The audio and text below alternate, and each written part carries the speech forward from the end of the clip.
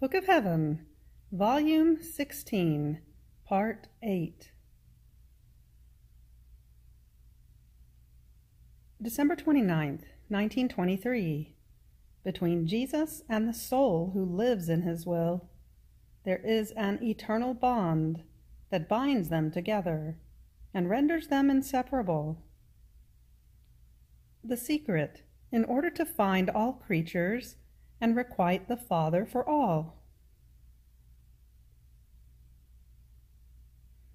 I was praying when I found myself outside of myself, in a place in which there was a crucifix cast to the ground. I placed myself near it to adore and kiss his most holy wounds. But while I was doing this, the crucifix came alive. He unnailed his hands from the cross and clung to my neck, clutching me very tightly. Fearing that it might not be Jesus, I tried to free myself from those clutches. And Jesus, "My daughter, why do you want to run away from me? How is it? Do you want to leave me? Don't you know that between you and me there is an eternal bond that binds us together, such that neither you nor I can detach ourselves? In fact, what is eternal enters into me and becomes inseparable from me.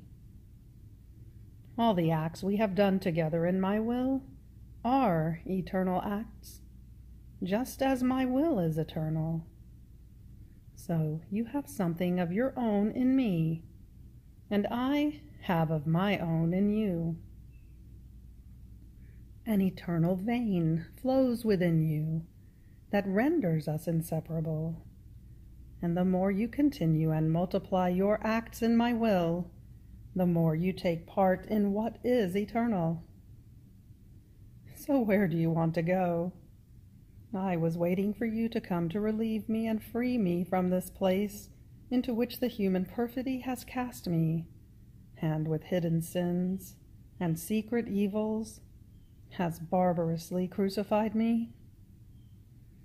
This is why I clung to you, that you might free me and take me with you.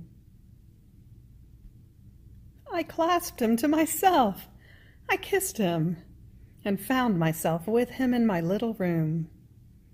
And I could see between me and Jesus how my interior was centralized in him, and his was centralized in me.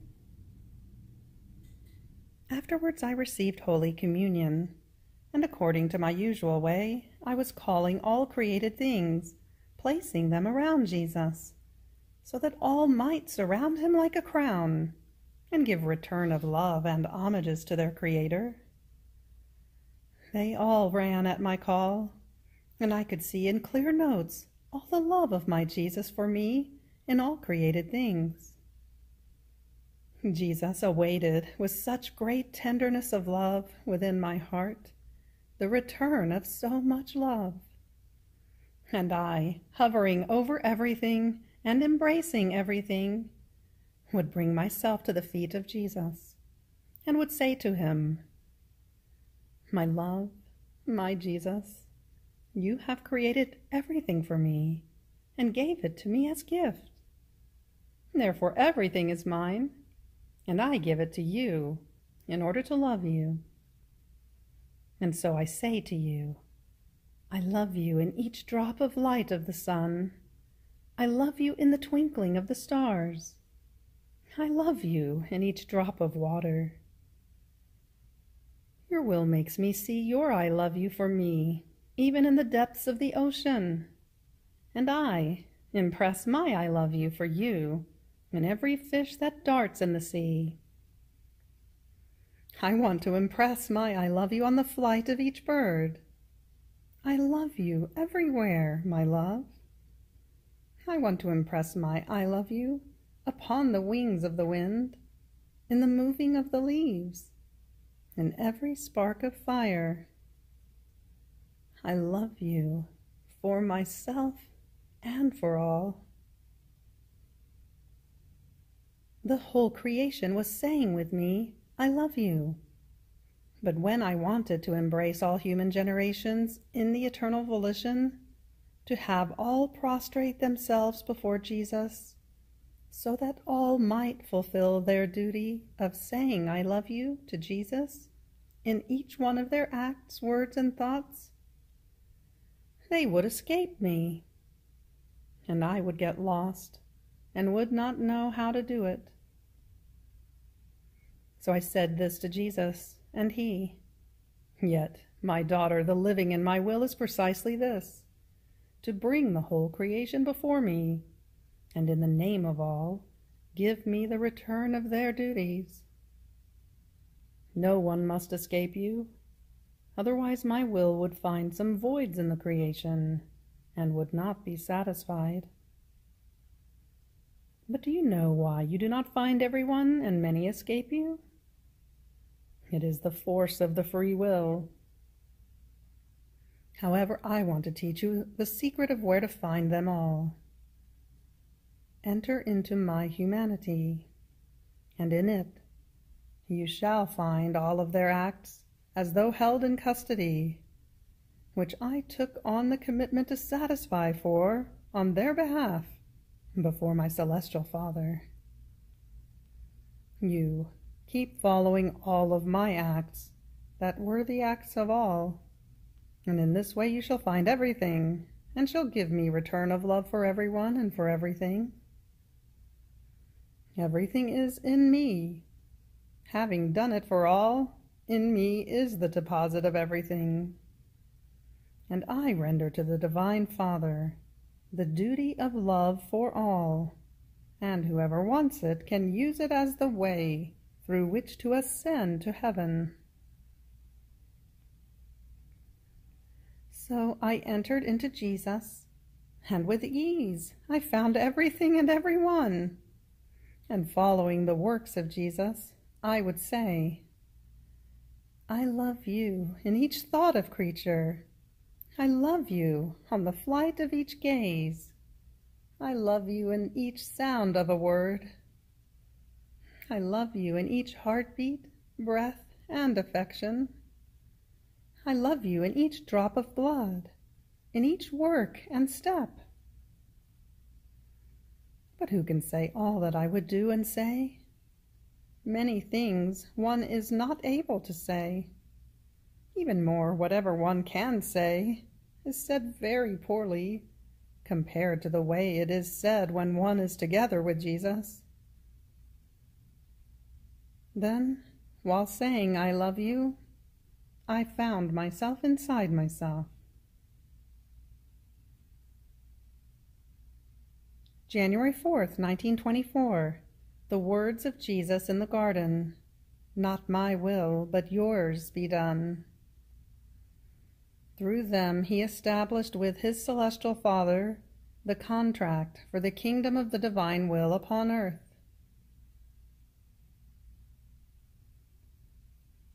I was thinking about the words of Jesus in the garden when he said, Father, if it be possible, let this chalice pass from me. Yet, non mea voluntas, sed tua fiat. Meaning, not my will, but yours be done.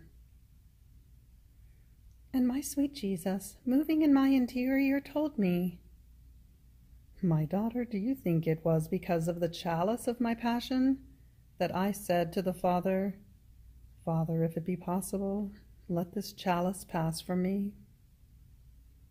Not at all.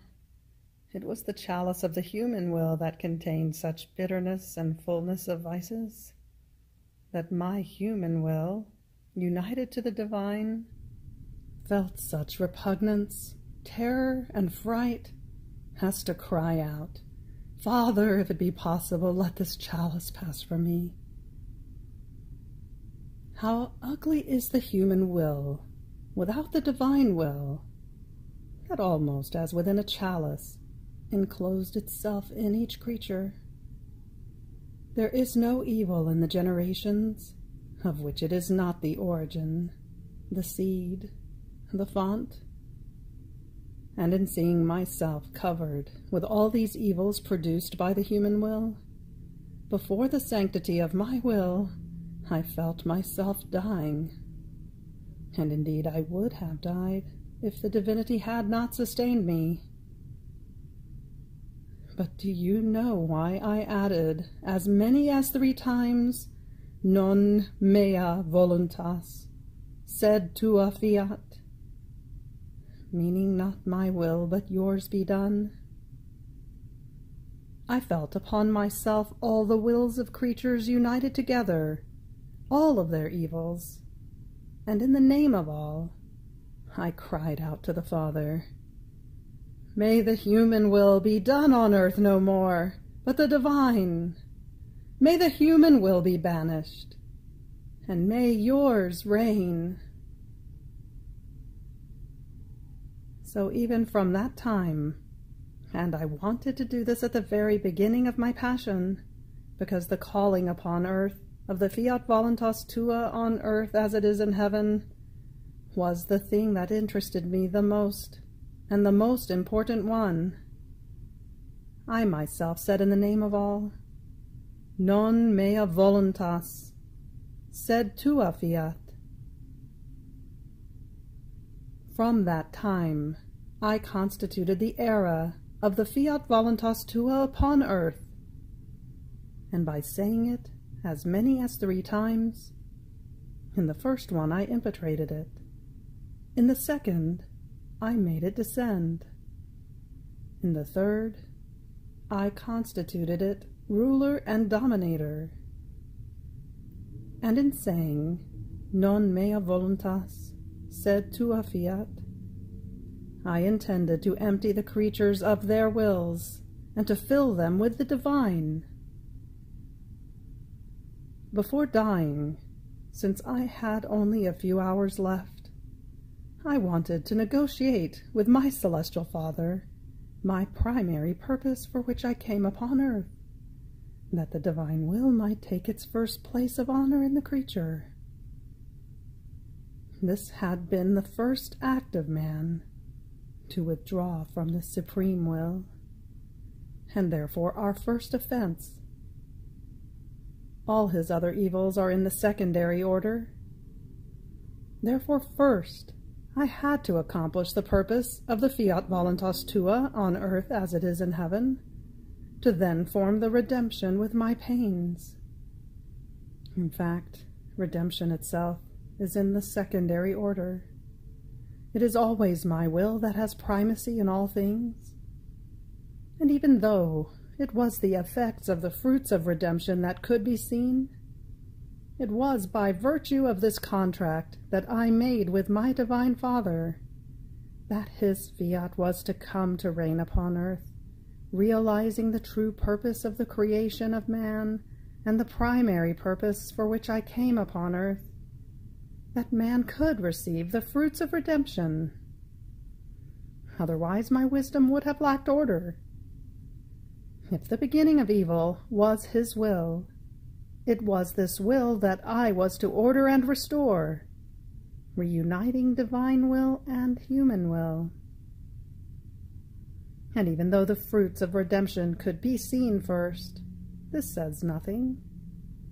My will is like a king, who, though he is first among all, arrives last, being preceded for his honor and decorum by his peoples, armies, ministers, princes, and the whole royal court.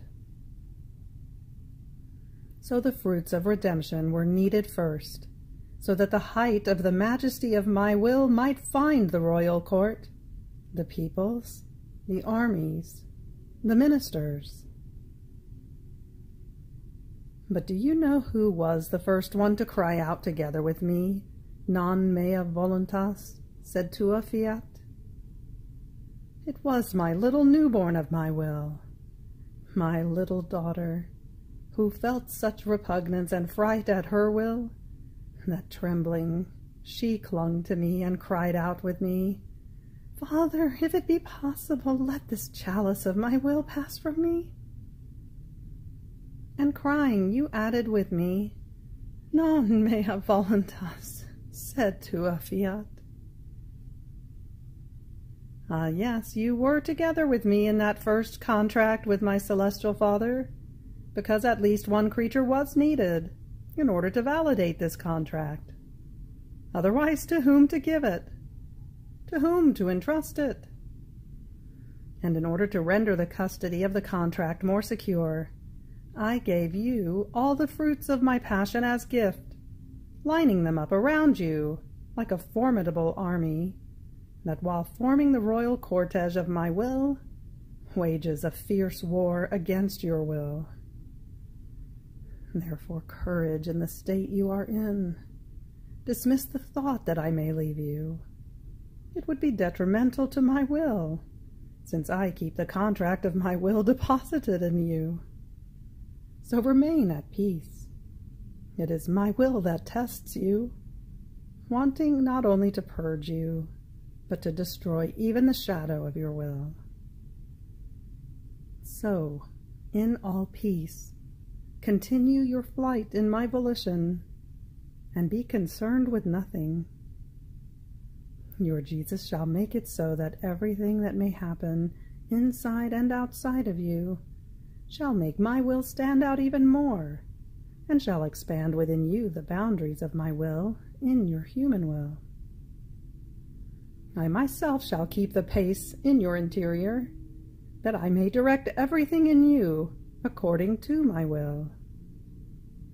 I occupied myself with nothing but the will of my Father alone, and since all things are in it, I occupied myself with everything. And if I taught one prayer, it was no other than this, that the divine will be done on earth as it is in heaven. But it was the prayer that enclosed everything. So I did not move, if not around the supreme will. My words, my pains, my works, my heartbeats were filled with celestial will. So do I want you to do. You must make your round in it, so much as to let yourself be burned by the eternal breath of the fire of my will, in such a way as to lose any other knowledge, and to know nothing else but my will, only and always. January 14th, 1924. The divine will was everything for man, and with it he needed nothing. Before being scourged, Jesus wanted to be stripped, in order to give back to the creature the royal garment of the divine will. I was accompanying the mystery of the scourging, compassionating my sweet Jesus when he saw himself so confounded in the midst of enemies, stripped of his garments, under a storm of blows. And my lovable Jesus, coming out of my interior, in the state he was in when he was scourged, told me, "My daughter, do you want to know why I was stripped when I was scourged? In each mystery of my passion, first I occupied myself with joining the split between the human will and the divine, and then with the offenses that this split produced. When man, in Eden, broke the bonds of the union between the supreme will and his will, he stripped himself of the royal garments of my will, and clothed himself with the miserable rags of his will, weak, inconstant, impotent to doing anything good. My will was a sweet enchantment for him, that kept him absorbed within a most pure light, that made him know nothing but his God, from whom he had come, and who gave him nothing but innumerable happinesses. And he was so absorbed within the so much giving of his God to him, that he would give not a thought to himself. Oh, how happy man was, and how the divinity delighted in giving him so many particles of his being, or as many as the creature can receive, in order to make him similar to himself. So as soon as he broke the union of our will with his, he lost the royal garment, he lost the enchantment, the light, the happiness. He looked at himself without the light of my will, and in looking at himself without the enchantment that kept him absorbed, he came to know himself. He felt ashamed. He became afraid of God. So much so that his very nature felt the sad effects of this. He felt the cold and his nakedness, and felt the vital need to cover himself. Just as our will kept him within the port of immense happinesses, so did his will put him in the port of miseries. Our will was everything for man, and in it he found everything. It was right that, having come out of us and living in our will as our tender child, he would live of it, and this will was to make up for everything he needed. Therefore, as he wanted to live of his own will, he became needy of everything, because the human will does not have the power to make up for all needs, nor does it contain the fount of good within itself. So he was forced to procure for himself, with hardship, the necessary things of life. Do you see then what it means not to be united with my will? Oh, if all knew it, they would have one yearning alone, that my will come to reign upon earth. So had Adam not withdrawn from the divine will, his nature also would have had no need of clothing. He would not have felt ashamed of his nakedness, nor would he have been subject to suffering cold, heat, hunger, weakness. But these natural things were almost nothing. Rather, they were symbols of the great good that his soul had lost. Therefore, my daughter, before being tied to the pillar to be scourged, I wanted to be stripped, in order to suffer and repair for the nakedness of man, when he stripped himself of the royal garment of my will. I felt such confusion and pain within me, in seeing myself stripped in the midst of enemies who were mocking me, that I cried over the nakedness of man, and I offered my nakedness to my celestial Father, so that man might be clothed once again with the royal garment of my will, and as ransom, so that this would not be denied to me, I offered my blood, my flesh torn to shreds, and I let myself be stripped, not only of my garments, but also of my skin, to be able to pay the price and satisfy for the crime of this nakedness of man. I poured out so much blood in this mystery, that in no other did I pour so much as to be enough to cover him with a second garment, a garment of blood, so as to cover him again, and then warm him and wash him, to dispose him to receive the royal garment of my will. On hearing this, surprised, I said, "My beloved Jesus, how can it be possible that because he withdrew from your will, man felt the need to clothe himself, was ashamed, was afraid? But then, you always did the will of the Celestial Father. You were one with him. Your mamma never knew her own will. Yet the two of you had need of clothing and food, and you felt the cold and the heat." And Jesus added, Yet, my daughter, it is precisely so. If man felt ashamed of his nakedness, and was subject to many natural miseries, it was precisely because he lost the sweet enchantment of my will. And even though it was his soul that did evil, not his body, the body, however, indirectly was as though accomplice with the wicked will of man, and so his nature remained as though profaned by the bad volition of man. Therefore both the soul and the body had to feel the pain of the evil committed. As for me, indeed, I always did the supreme will, but I did not come to find an innocent man, a man before sin. Rather, I came to find a sinful man, and with all his miseries.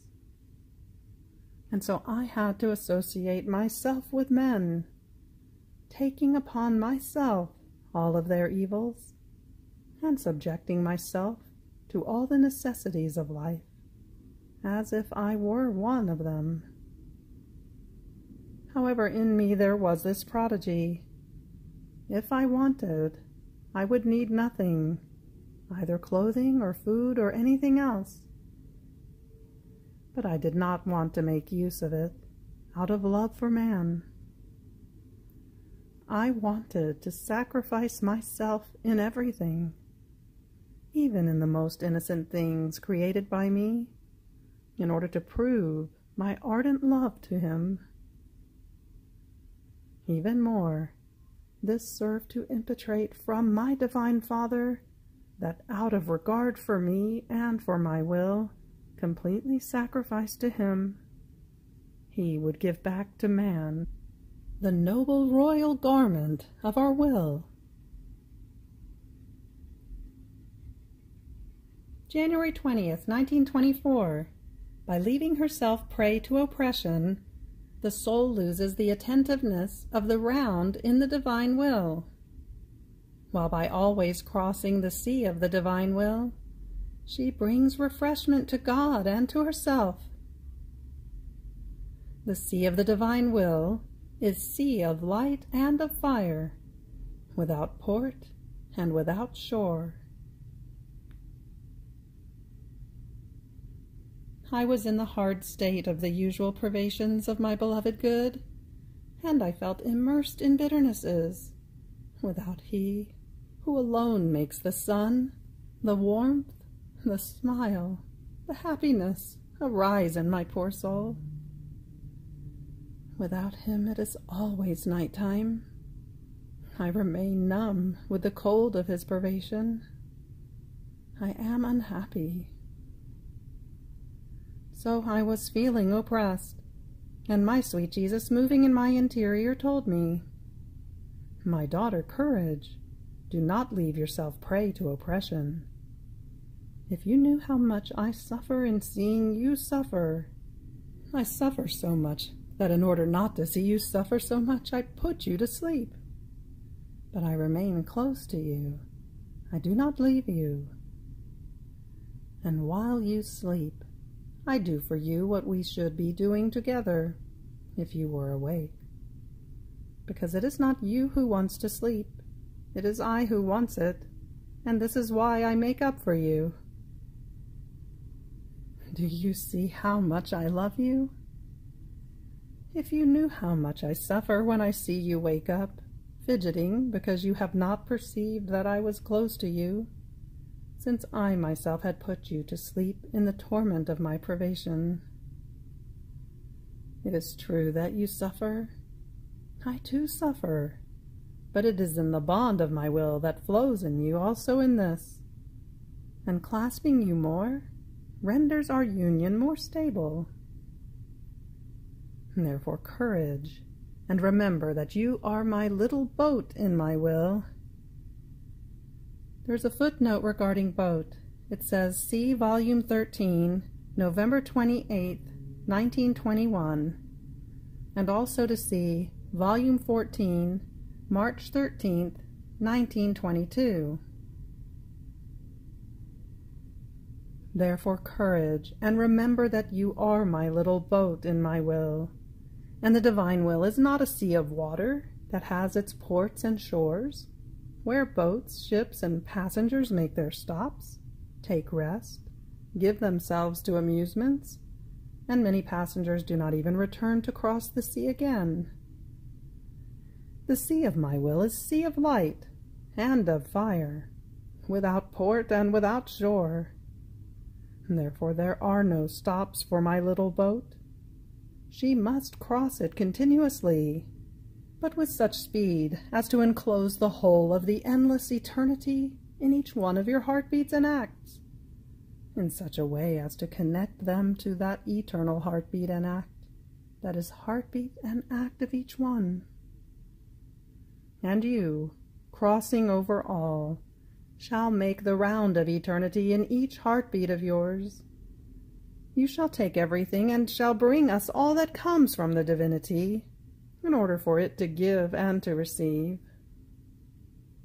But while it gives, it does not receive, and my little boat has the task to cross the immense sea of my will, in order to requite us for everything that comes from us. So if you oppress yourself, you shall lose the attentiveness of the round, and the sea of my will, not feeling agitated by the speedy rounds of my little boat, shall burn you more, and you shall fidget more because of my privation.